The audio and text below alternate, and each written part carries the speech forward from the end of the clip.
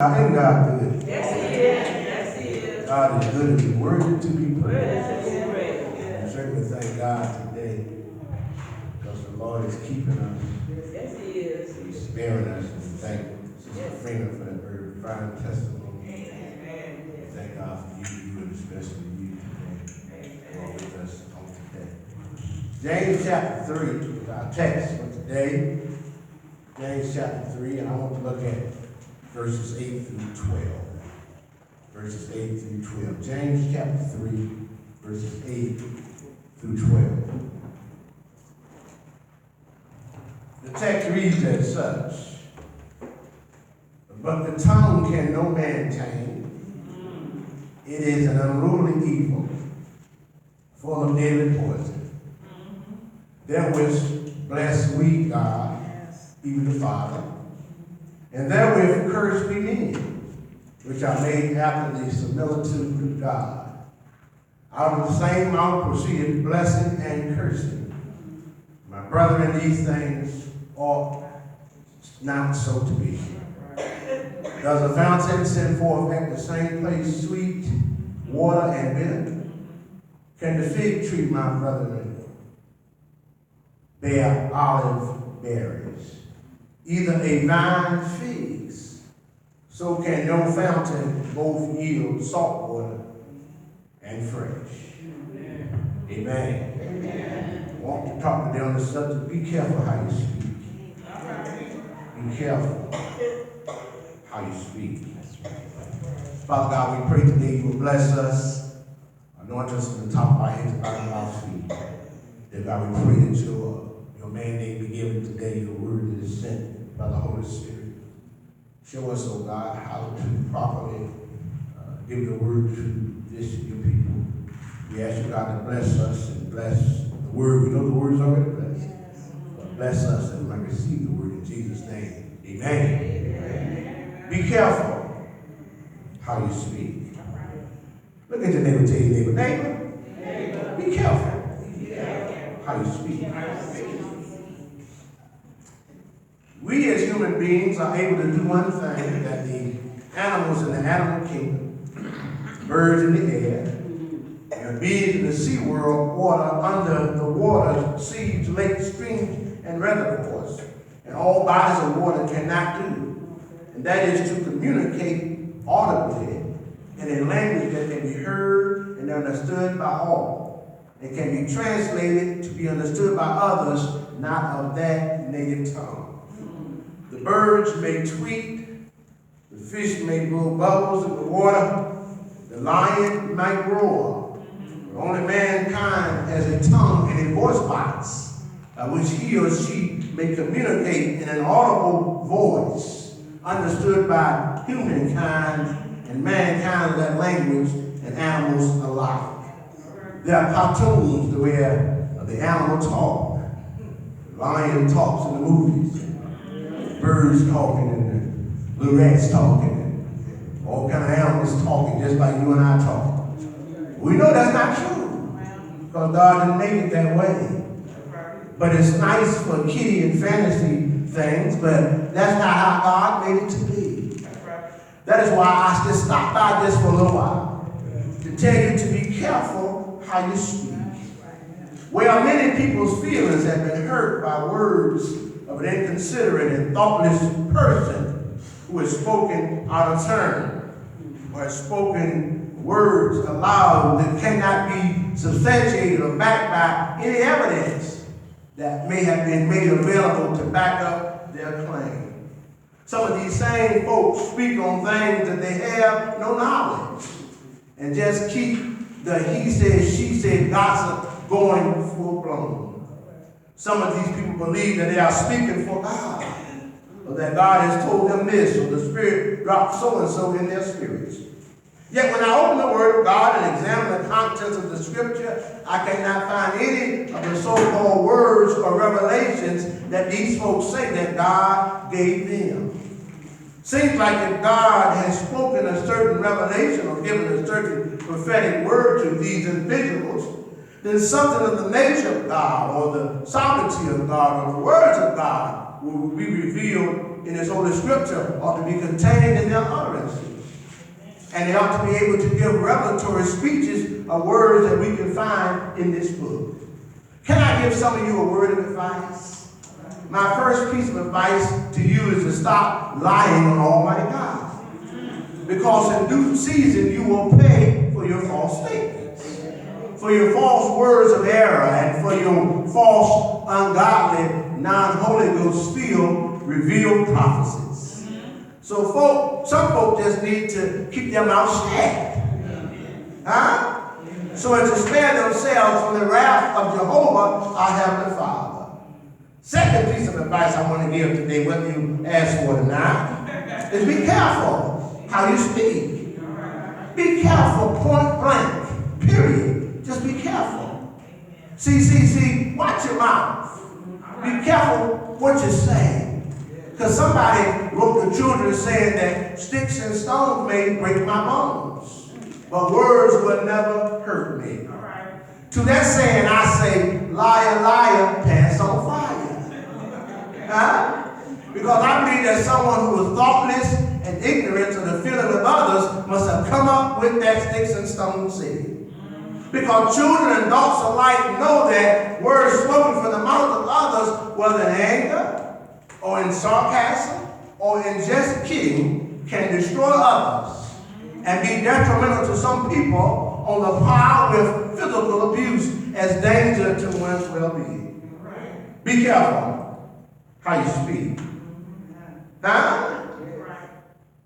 How we speak to others and how we communicate with our tongues must be an important subject to the triune God. So much so that He inspired the writer James, the brother of Jesus Christ, who was bishop of the church at Jerusalem in the first century, to take 2/3 of the third chapter of his epistle to discuss and to delineate clearly the subject of the tongue.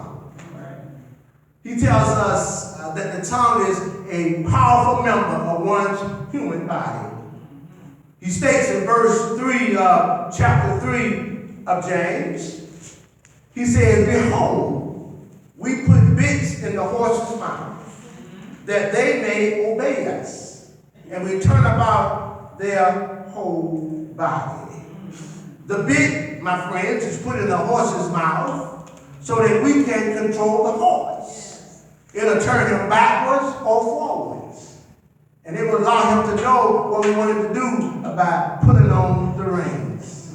Then we go to verse number 4. He writes, behold also the ships, which though they be so great, and are driven of fierce winds, yet are they turned about with a very small helm, whithersoever the governor listeth. He said, likewise, the big tall ship, even in the fiercest of winds, is controlled by a small helm. By a small helm on the rear of the ship, to turn it and cause the ship to go one way or the other.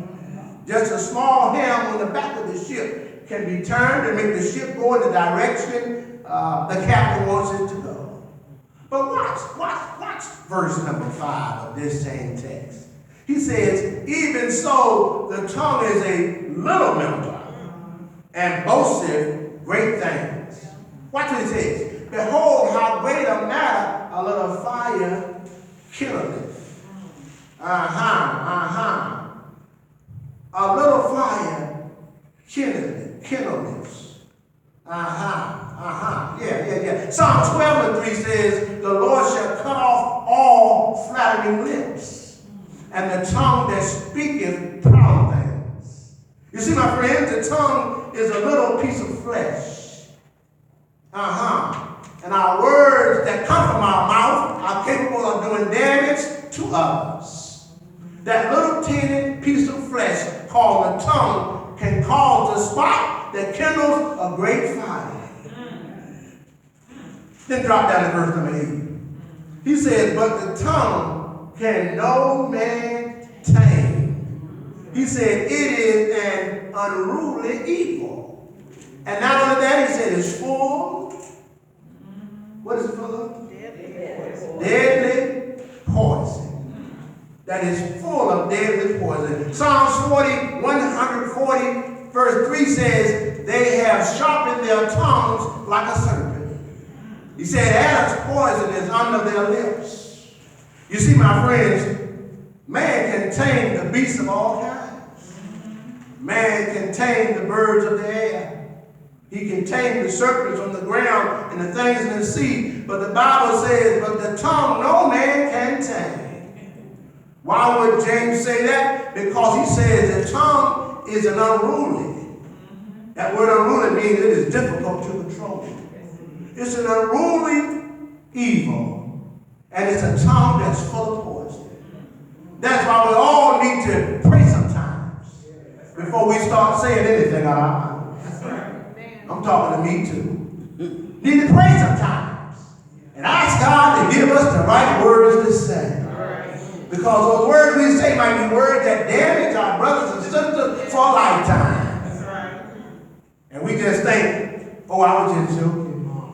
Oh, I was just playing with you, man. Oh, I didn't mean no harm. But inside that person is devastated. That person has been set back just a few years. Huh? I'm talking to everybody today. Because there's no one who does not fall under this directive of the Scripture. We need to pray and ask God to give us the right words to say to others. Listen to me. Because once we put the words in the air, we cannot retrieve them. Are y'all listening to me? Once we start talking, we can't take it back.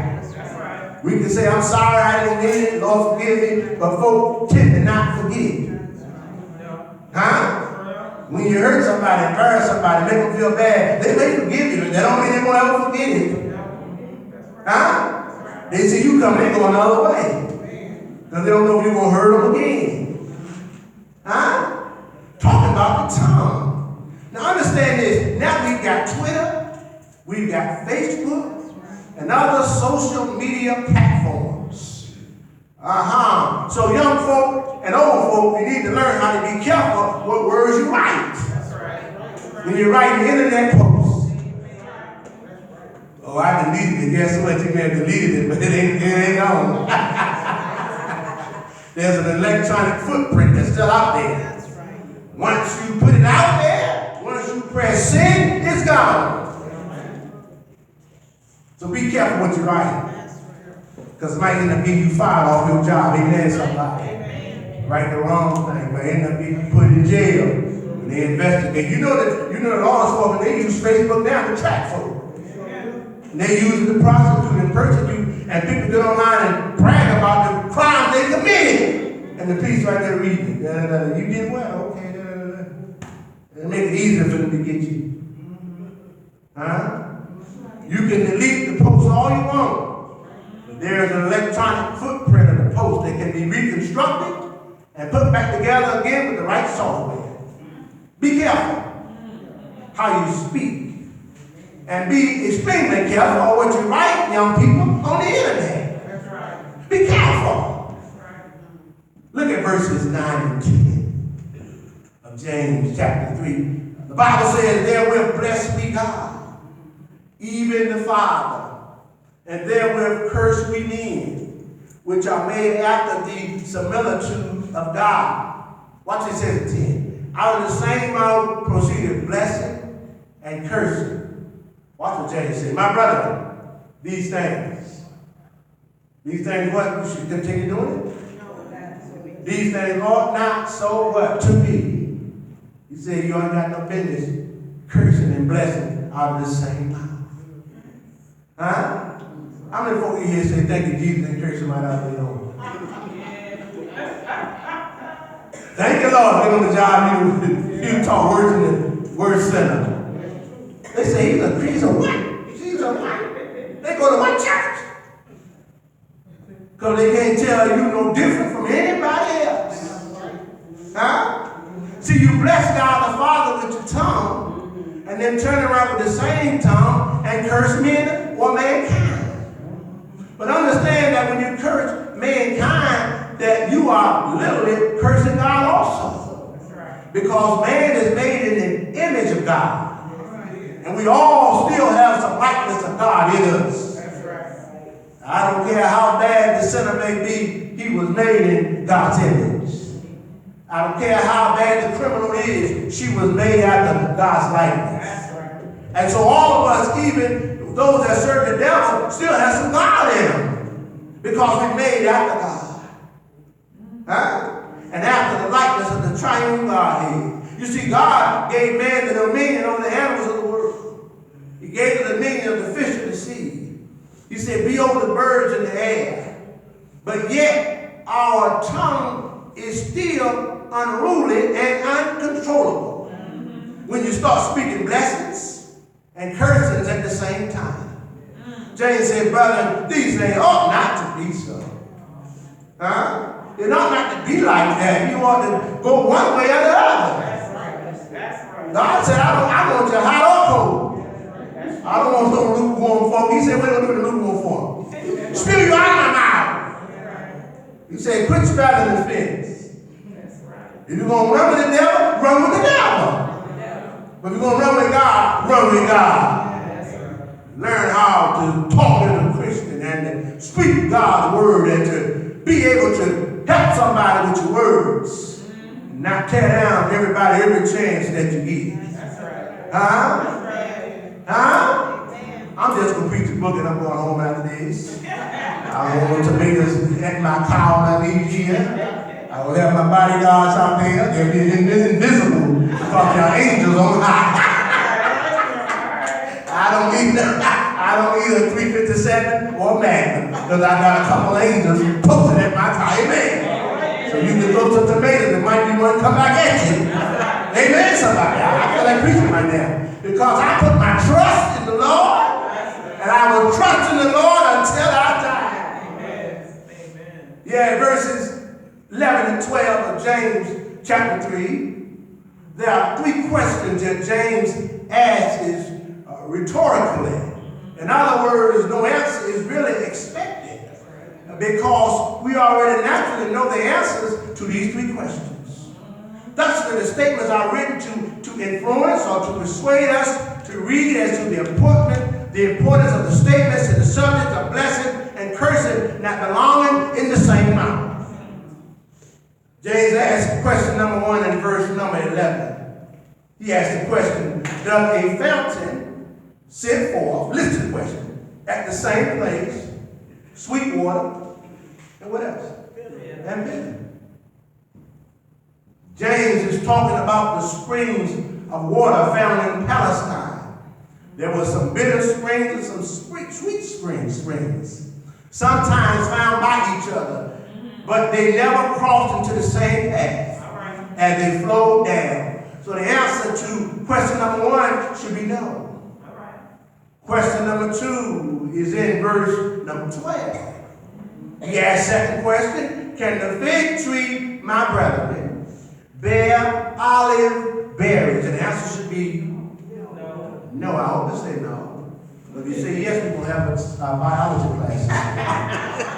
I'm going to pull my internet up and we'll look at it. You tell me that you can get a fig tree that's got olive berries on it, we want class. And don't tell me that bananas grow on an apple tree. Because some of you going straight to the back of the bus. Huh? These were rhetorical questions that he did not even expect an answer because you know the answer. But he wants you to think about what it means to be double-minded. Remember, he talked about being double-tongued in the first chapter of James. He said, double-minded man is unstable in all his ways. You see somebody that's, how you doing, brother? All right. How you doing, sister? All right. Look at John. Look at him. He ain't worth a dime. Go back to John. Look at Sue. She ain't worth a dime. Look at Charles. He ain't worth a dime. Go south. Look at Joe. Just, the mind ain't right. Amen. Huh? Amen. Listen to me. A fig tree and olive berries are of different natures. One cannot be derived from the other. So you get figs from a fig tree. And you get olive berries from a vine. They are incompatible to each other. Thusly, this cannot be. Question number 3, and I'm almost out here. Question number 3 of James chapter 3 simply says, it's only 4 words in this question. Either a vine figs. Isn't that what it says? Either a vine figs. Y'all see that third question? Either a vine, you don't even say or. Either a vine figs. In other words, can a fig tree, first of all, bear olive berries? No.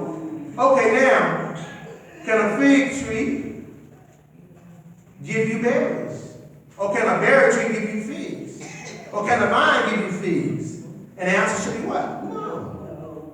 It should be an emphatic no to all 3 questions. See, a berry vine likewise cannot produce figs.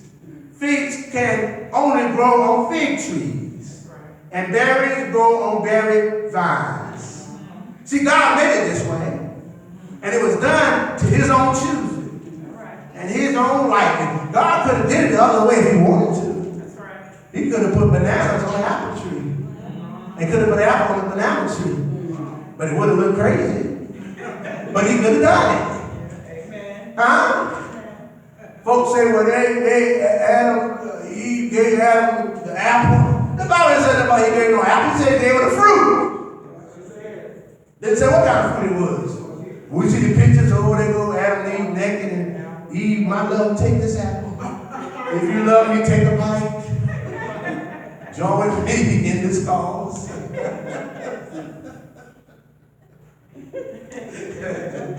That's a good one. All right. Oh, my Lord. God made things this way to his own choosing and liking. Thusly, because of God's meticulous design and due to God's infinite wisdom, so can no fountain both yield salt water and fresh together. Right. You see, it's either or the other. That's right. It's salt water or fresh water. It's figs or berries. It's blessings or cursing. Watch this. It's life or death. All right. Take your pick. It's one way or the other way. It's salvation or eternal damnation. Take your choice. It's God or Satan, heaven or hell. What will be your choice? For all that know that eternal life is something that we should treasure, they ought to pick Jesus. Because there's no other way to get to heaven but through Jesus. Because Jesus said, I am the way, the truth, and the life. No man comes to the Father but by me. Jesus said, you tried everything you could do, but you got to come through the door. You can't go under the door. You can't go around the door. You got to come straight in through the door. See, Jesus paid the price of Calvary so that we can pass from life, pass from death unto life. Jesus died that we might live both spiritually and bodily through eternity to come. Somebody said Jesus' blood came streaming down.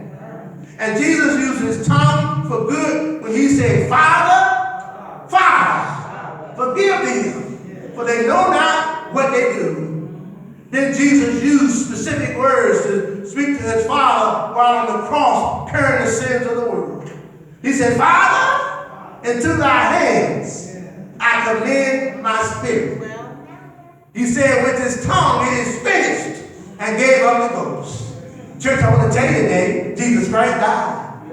Yes, he did. He died. But he died that we might live. And if it hadn't been for Christ dying for our sins, we'll all be lost and bound for hell. But thank God for the blood that came streaming down. Thank God for the sacrifice that Christ made on our behalf. He died on the cross, took him off the cross, buried him in Joseph Luke tomb. Stayed there one day, 2 days, but early one Sunday morning, God with all power in his hands, God with all authority of heaven and in earth. See, he got up just like he said he would. I thank God for Jesus, because Jesus paid it all. All to him I owe. Sin Sin. Left a crystal stain. But he washed white as snow. Isn't that right? I want to know how many love the Lord today. How many love the Lord? Did he wake you up this morning? I want to take a quick poll. Did God wake you up today? Somebody ought to say yeah. Did God show you that he has all power in his hands? Somebody ought to say yeah. Did God Almighty? Yes, he is. Somebody ought to say yeah. Is God all right? Because he put food on our table. Somebody ought to say yeah. God Almighty is the way, the truth, and the life. Can't come to God but only through the Son. He is our God, and he changes not. All I want you to do today, be careful how you speak. Be careful, little child, how you talk. Be careful how you walk. Because God has got his eyes on us, and he's watching everything we say and do. Isn't that right? Jesus said, we'll give account of every idle word we spoke. So don't think you can say what you want to say under your breath and think that God don't understand that language. God read your mind before you ever said it. I can't get no help in here. I'm going to sit down and thank you, Jesus. But Lord, I love you because you first loved me. God, my God, my God. Thank you, Jesus. Teach us how to talk to each other. Teach us how to treat each other right. Teach us how to live peaceably with each other. Teach us how to show the love of Jesus to others.